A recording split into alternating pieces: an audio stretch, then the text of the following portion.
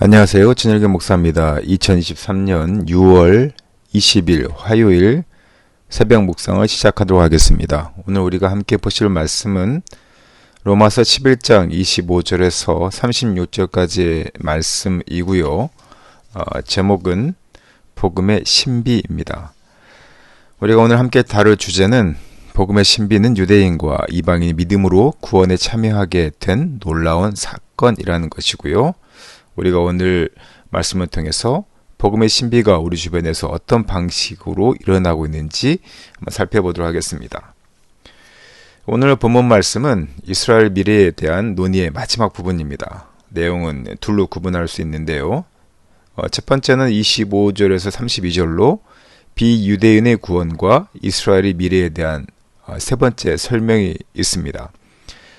비유대인의 많은 수가 차기까지 많은 이스라엘이 불순종 상태에 있었을 것이지만 이후 하나님의 은혜로 유대인들이 주께로 돌아올 것이라고 하는 것을 보여줍니다. 또 두 번째는 33절에서 36절인데요. 유대인과 비유대인을 향한 커다란 구원의 계획에 대해 하나님을 찬양하는 장면이 나옵니다. 오늘 본문 말씀을 좀 더 깊이 들여다보도록 하겠습니다. 자신들의 구원과 유대인의 거절에 대한 이방인들의 판단은 틀렸습니다. 그들의 지혜는 하나님의 구원의 신비 앞에서 폐기되고 침묵해야 합니다. 이방인의 구원은 그들이 잘해서가 아니라 이방인의 어떤 철학들이 아니라 이스라엘의 실패를 통해서도 변함없이 행하신 하나님의 은혜의 역사 덕분입니다. 하나님이 부르신 온 이스라엘을 향한 계획 역시 유효하다고 볼 수가 있는 것이죠. 이스라엘을 향한 구원 역사는 지금도 진행하고 계시고요. 구원자 예수께서 다시 오실 때 왕손될 것이라는 것을 우리가 알게 될 것입니다. 복음의 관점에서 유대인들은 이방인들을 위해 하나님의 원수가 되기는 하였지만요. 선택의 관점에서 보면 언약의 조상들 덕분에 사랑을 받은 하나님의 선민이라고 볼 수 있습니다. 하나님은 자신이 주신 은사와 부르심을 철회하지 않으시고 후회하지도 않으십니다. 그렇다고 혈통적인 이스라엘이 자동적으로 구원받는다는 뜻은 절대 아니죠. 믿음으로 반응한 약속의 자녀만 구원을 받을 수 있습니다. 하나님의 말씀은, 특히 약속의 말씀은 결코 패하지 않으십니다. 이스라엘의 불순종 때문에 불순종하던 이방인들이 하나님의 궁유를 입게 되었습니다. 그리고 이제 불순종하는 유대인들이 이방인들에게 임한 하나님의 궁유를 보고 돌아오게 되었고요. 하나님의 궁유를 입을 날이 오게 될 것입니다. 지금 하나님께서 이스라엘이 모두 순종하지 않는 상태에 있게 하신 것은 그들이 장차 하나님의 궁유 아래 있도록 하기 위해서입니다. 인간의 불순종까지도 자신의 궁유를 베푸는 통로로 사용하시는 하나님의 지혜와 솜씨가 얼마나 놀라운지 우리가 볼 수 있게 되는 것이죠. 바울 사도는 9장에서 11장까지를 마무리하면서 자신의 언약을 시건치 않으시고 신실하게 다 지키시는 하나님의 지혜와 지식과 부유하심을 찬양합니다.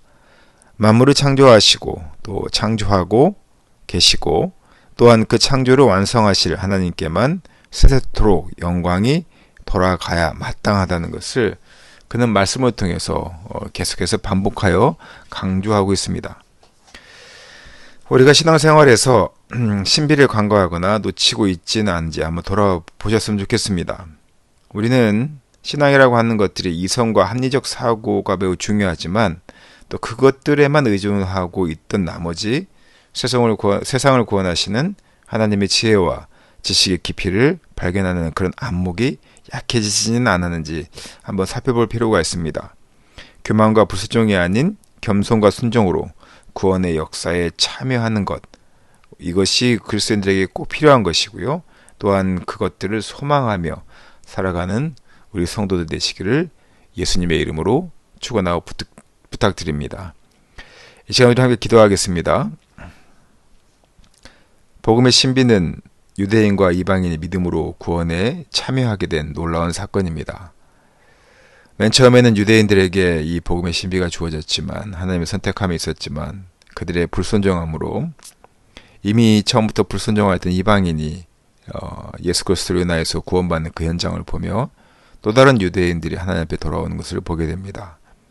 아버지 하나님, 하나님께서 시건치 않으시고 또한 우리를 포기하지 않으시며 또한 당신의 은혜로 우리를 구원하실 것이라고 하는 그 믿음을 가지고 아버지 하나님, 우리가 회심하며 회개하며 주님 앞에 돌아가는 우리 사랑하는 제 교성도에게 주님 함께하여 주시옵소서. 이 모든 말씀 거룩하신 예수님 이름으로 기도드렸습니다. 아멘.